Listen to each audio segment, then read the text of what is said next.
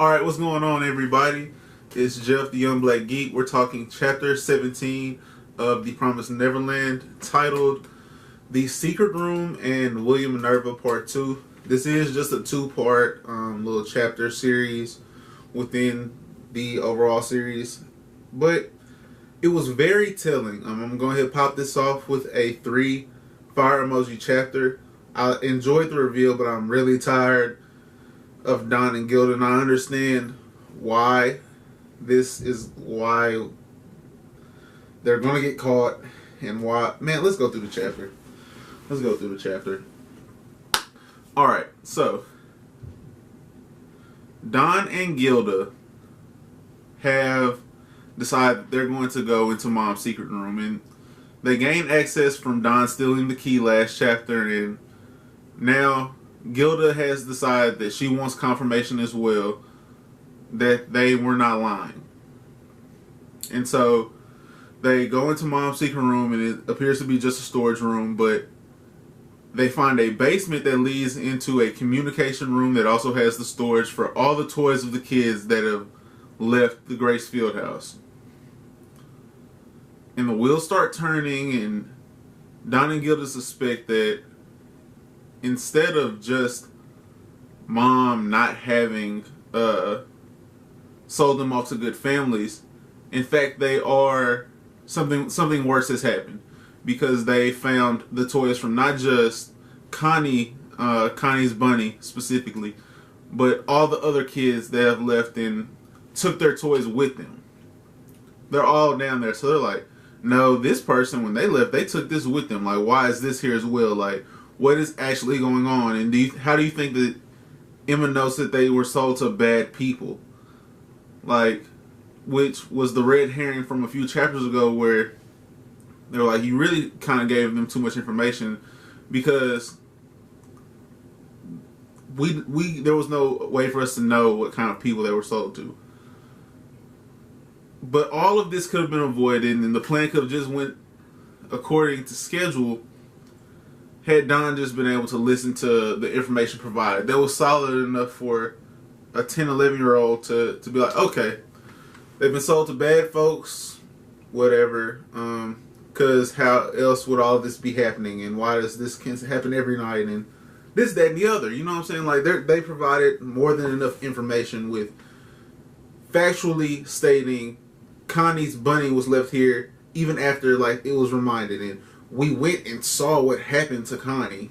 Like, we have eyewitness testimony, and Ray keeps providing tidbits about him working for Mom and why she does these things, along with being able to go find the child that was missing instantly after looking at her watch, which is the tracking device monitor. That should have been enough to convince them, but it wasn't. The major part of this chapter, the part that I liked so much, was the William Minerva, and how he had owned a lot of these books, far more than we had originally thought, than I had originally thought. I can't tell you what y'all thought, but far more than I originally had planned him to own. I thought he just had a nice piece of the library, but it's a major portion as described by Ray. And inside every one of the books that he had is a label. It's an owner's label, where they all have an owl and property of William Minerva on them. What makes this interesting, and I did like the little gag of, like, Emma's. I'm actually starting to like Emma's character a lot more, because of, like, her funny moments where she just is like cheerful kid for a second. I enjoyed that. But each one of the owls has a circle, a broken circle around it, and they find that that broken circle is Morse code. And to the naked eye, if you weren't studying each circle side by side, you wouldn't notice the distinct differences. You just think it's a worn circle. But if you read all of these books, which Ray's always doing, and you're familiar with Morse code in the slightest, you can find out the code. I mean, it's the kind of I hate to like build that up dramatically, but if you see that there's like a Morse code pattern and you can read Morse code, then you can read what the people were trying to say. And so there's all of these warning words, trust, and the key one is farm, demon, and harvest. So it's a demon harvest farm. Then we have one that is promise, and another one that is broken. So and it does not say broken. It has the no code to it. There's no, like, the code doesn't say anything. It's like a solid circle, and some of the pages are in fact ripped out. So it's like broken promise. And I feel like that ties back to Isabella in some type of way. I actually just kind of got like goosies thinking on this, because what if Isabella had promised William Minerva or whatever that she was going to help these kids get out of here, and it hadn't happened, and he's trying to find a way to get these kids out of here, because the way they're thinking of it, and myself as well, is that there must be something beyond the wall.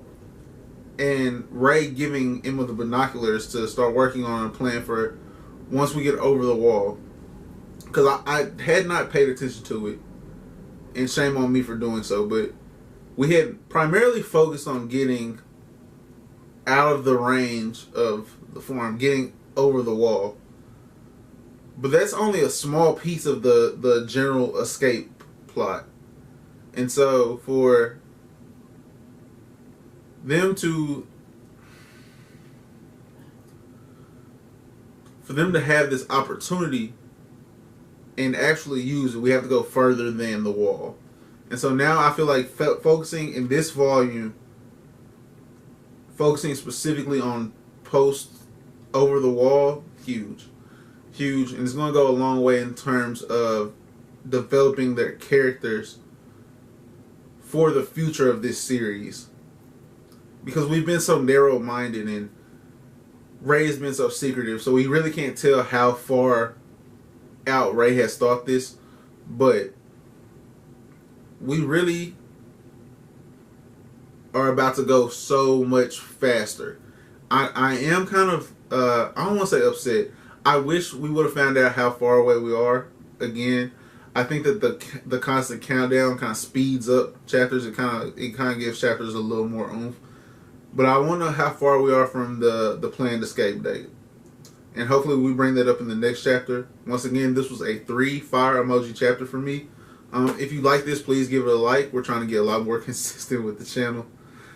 Subscribe if you haven't already for the same reasons. In the comment section below, let me know how you feel about the use of Morse code, and are you skeptical that like adults and the demons kind of passed over it, or is it something that you'd have to honestly be studying for? Because I'm a mixed bag of emotions on that, where Isabella has seemed very intelligent so far, and I feel like she would have a pretty good grasp of what's coming in and out of the farm she runs. But that's going to be it for me, guys. You guys have a great rest of your day for sure. Have a blessed Tuesday. Peace.